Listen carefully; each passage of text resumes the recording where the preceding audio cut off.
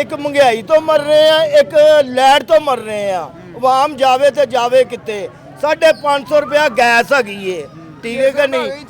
Petrol ਐਡਾ ਮਹਿੰਗਾ, ਉੱਤੋਂ 4 ਦਿਨ ਹੋ ਗਏ ਨੇ ਲਾਈਟ ਨਹੀਂ ਆ ਰਹੀ। ਅਸੀਂ ਮਰਦੇ ਪਏ ਆ ਗਰਮੀ ਦੇ ਨਾਲ, ਸ਼ਦੀਦ ਮਰ ਰਹੇ ਆ। ਬੱਚੇ ਪਾਣੀ ਤੋਂ ਸਾਰੇ ਬੱਚੇ ਜਿਹੜੇ ਤੜਪ ਤੋਂ ਨਾ ਬੰਦੇ ਨੇ ਇੰਨਾ ਪਰੇਸ਼ਾਨੀ ਬਣੀ, ਕੋਈ ਹਿਸਾਬ ਨਹੀਂ ਹੈਗਾ।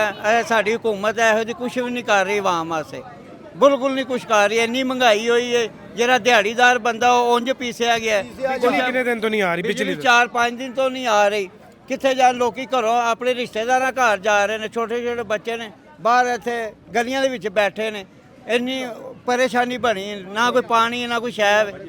ਦੱਸੋ ਇਹ ਕੀ ਕਰ ਰਹੇ ਨੇ? ਵਾਪਟਾ ਐਸਟੀਓ ਕੋਈ ਗੱਲ ਨਹੀਂ ਸੁਣਦਾ। ਤਵਾਰ ਦੀ ਬੱਤੀ ਗਈ ਅੱਜ ਕਿੰਨੇ ਦਿਨ ਹੋ ਗਏ?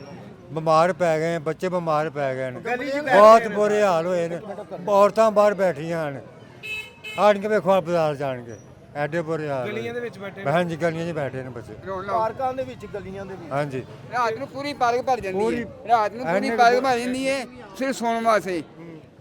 ਬੱਤੀ ਕੋਈ ਨਹੀਂ ਹੁੰਦੀ, ਪੱਖੇ ਕੋਈ ਨਹੀਂ ਚੱਲਦੇ, ਉਹ ਸਾਰੀ ਪਾਰਕ ਰਾਤ ਨੂੰ ਪਾਰਕ ਇੰਝ ਮਰੀ ਹੁੰਦੀ ਜਿਵੇਂ ਕੀੜੇ ਮਕੌੜੇ ਪੈਣ। ਇਹ ਤਾਂ ਸ਼ੁਕਰ ਹੈ ਲੱਗਾ ਕਿ ਥੋੜਾ ਮੌਸਮ ਠੰਡਾ ਹੋਇਆ, ਜਿਹੜੀ ਹਵਾ ਚੱਲ ਗਈ ਹੈ। ਗਵਰਨਮੈਂਟ ਦਾ ਵੀ ਬਸ ਨਹੀਂ ਚੱਲਦਾ, ਇਹਨਾਂ ਤੇ ਟੈਕਸ ਲਾ ਦੇਵੇ।